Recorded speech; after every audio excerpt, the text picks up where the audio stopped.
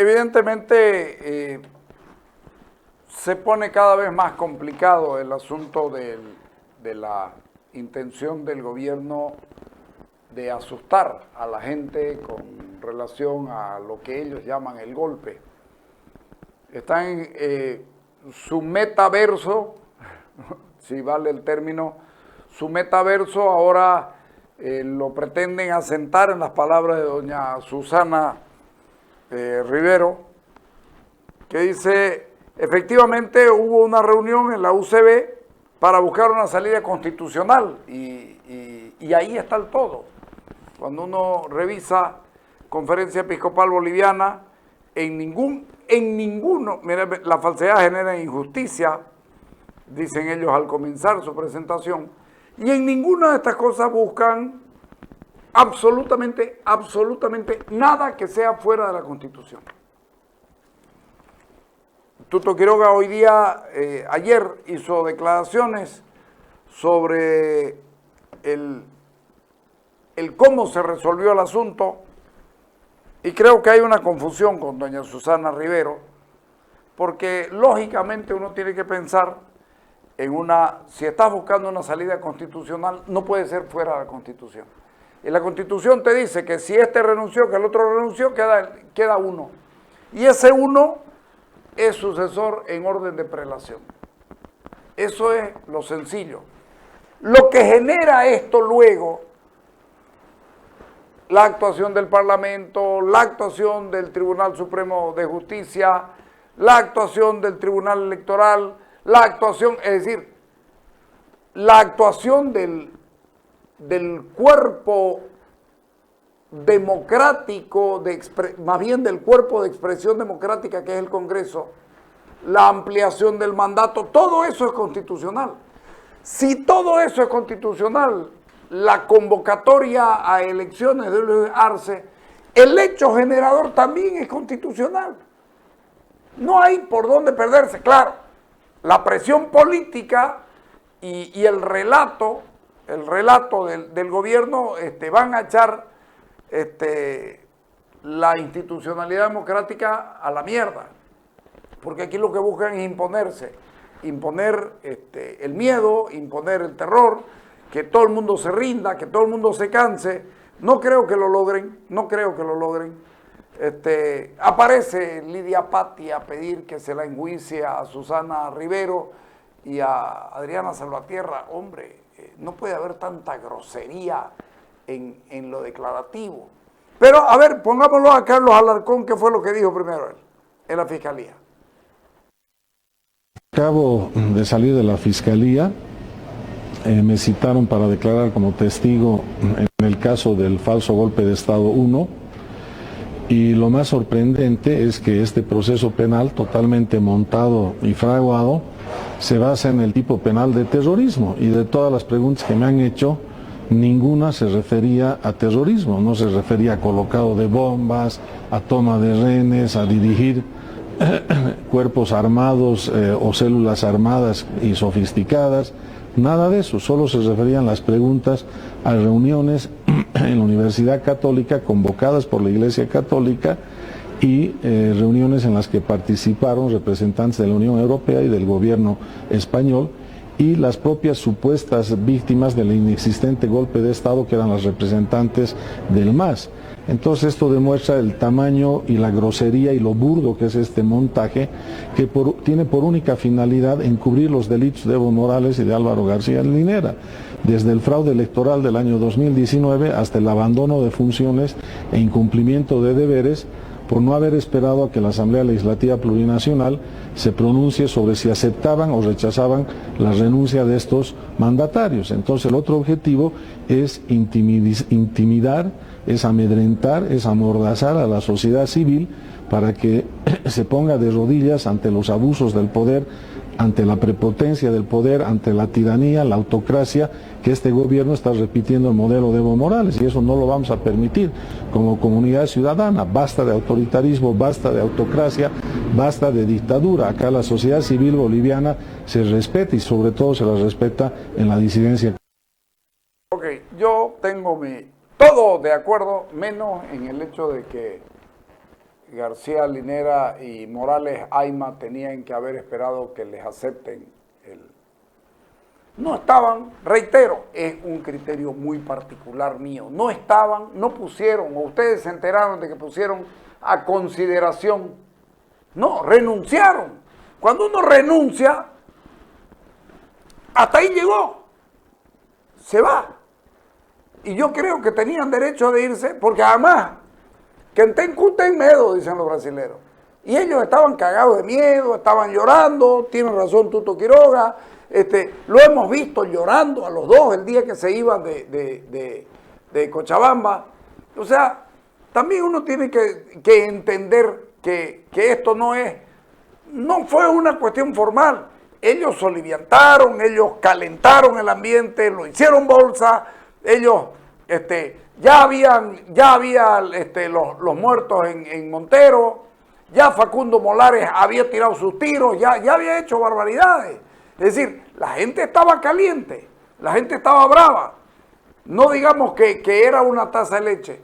Es lo único que yo no coincido con Carlos Alarcón. Tenían miedo. Y lo que querían era irse. Pero además, la Iglesia, la Unión Europea, el Reino de España, la Unión Naciones Unidas, todos estaban buscando y encontrando una salida a la escapatoria de Evo Morales y de Álvaro García Linera. Consecuentemente, ¿en qué rato querían ponerlo? Cuando uno hace reuniones de este tipo, cuando uno se comporta de una manera buscando una salida, pese a que la renuncia es renuncia y no tenés por qué quedarte ni para el cambio, porque no estás saliendo de una manera normal, sino porque estás huyendo. Y cuando uno huye, que yo sepa, nadie huye esperando que le reconozcan su renuncia y cosas como esta. No era un proceso normal. Evo Morales había enervado al país. Evo Morales había hecho fraude, había esperado que, pese a todo, se ratifique su triunfo a través del Tribunal Electoral. Después de eso había propuesto dejar sin efecto las elecciones, cambiar el Tribunal Electoral, formar uno nuevo. Al comienzo no decía yo no entro, después dijo yo entro, es decir, yo no entro, incluso sin mí. Todas esas cosas cuentan. Vivíamos momentos difíciles, no por nada se juntaron todos los que se juntaron. Es lo único con lo que yo no coincido. Ponerlo a Tuto Quiroga, que también tuvo lo suyo, está un tanto desfasado, pero se entiende perfectamente lo que quiso decir. Dale. Bolivia está inmersa en un proceso de persecución gigantesco desatado por el faraón fraudulento que fugó, el señor Evo Morales. Este señor claramente está intentando hacer las siguientes cosas. El señor quiere desgastar a Arce, como Cristina ha desgastado a Alberto en Argentina. Él quiere defenestrar a Choquehuanca, como lo han hecho con el señor Pedro Castillo en Perú. Quiere eliminar la oposición, quiere controlar su partido, porque es la única forma que él cree que puede tener posibilidades, y no tiene ninguna. Porque para tener posibilidades tiene que aplicar la técnica de Orwell. Voy a repartir este documento. ¿Qué decía Orwell en un libro distópico sobre la represión autoritaria? Para hacer cumplir las mentiras del presente, es necesario borrar las verdades del pasado. Para hacer cumplir las mentiras, hay que borrar las verdades. Ese es el esfuerzo de Evo Morales. Quiere borrar todo lo que ha sucedido ante la crisis de Estado más grande en la que ha dejado sumido el país ningún otro presidente. Todos sabemos qué es lo que realmente ha sucedido. Que el señor Morales tenía derecho a 2 mandatos. Buscó un tercero argumentando que se había refundado la República. Pidió un cuarto. ¿Cuál es? Pidió un cuarto En un referéndum, Bolivia le dijo que no. Se inventó la figura que la reelección era un derecho humano. Yo fui a la Corte Interamericana y se le ha dicho que no lo era. Su candidatura fue inconstitucional en el 2019. Y no contento con haberle puesto la tercerita y buscar la cuartita de su cueca autoritaria interminable, hizo un fraude demostrado por una auditoría vinculante que él pidió, que él exigió, que él firmó y que él publicitó. Y cuando dice no hay prueba del fraude, claro que existe. El domingo 10 de noviembre en la mañana, el señor Morales anuló las elecciones. ¿Por qué? Por el fraude. Destituyó a los vocales electorales. ¿Por qué? Porque habían hecho fraude. Esa circunstancia que enfrentó el país dejó a Bolivia ante la crisis de Estado más grande que hemos vivido. De Estado. No estoy hablando de económica ni de otra naturaleza. ¿Por qué? Lo he señalado con lujo de detalles acá. El señor Morales destituyó al poder electoral cuando quedaban 2 meses para que fenezcan el poder legislativo y el poder ejecutivo. Bolivia estaba camino a quedarse con 3 de los 4 poderes del Estado colapsados. Solamente el judicial hubiera quedado con pie. Eso es lo que hizo Morales. Y no contento con haber dejado esa situación, cuando se fue, intentó vaciar el legislativo, intentó que colapse el Estado no en enero de 2020, sino en noviembre. Esa es la crisis que enfrentó el país más grande, la más grande que hemos sufrido. Ante esas circunstancias que nos dejó, hubo un proceso de pacificación y reconstrucción estatal en el convocado por la Iglesia Católica y por la Unión Europea con España, al que después se agregó Naciones Unidas. Aquí está el documento de la Iglesia que señala todo. Todo lo que dice Tuto Quiroga está fundamentado, argumentado, mostrado, respaldado, pero hay un tema que a mí me preocupa. Yo no creo que Evo Morales se atreva, porque además no creo que le gane a Arce. El partido prebendal y el Estado prebendal y el gobierno prebendal, el que tiene la chequera es el que gana. Lamentablemente para nosotros esto es así. En este caso va a ser ventajoso porque lo van a mandar a la mierda en poco tiempo más a Evo Morales. Pero no nos olvidemos lo siguiente. La posibilidad de que Evo Morales sea candidato está viva. Porque el Tribunal Constitucional Plurinacional, hace rato dije Tribunal Supremo de Justicia y era el Tribunal Constitucional Plurinacional, no anuló el fallo que le permite a Evo Morales ser candidato. O sea, está vigente. Esto es una picardía única, pero está vigente. Y esto no sé si le van a permitir, porque cualquiera puede ser candidato nuevo.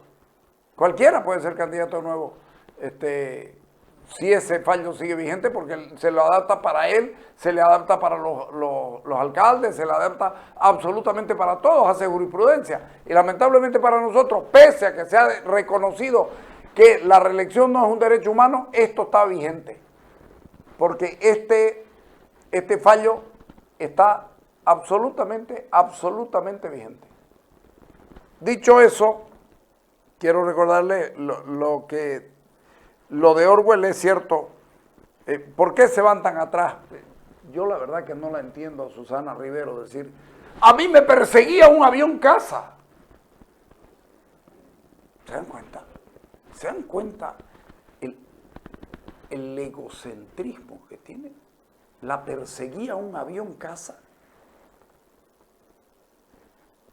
¿Se dan cuenta la barbaridad?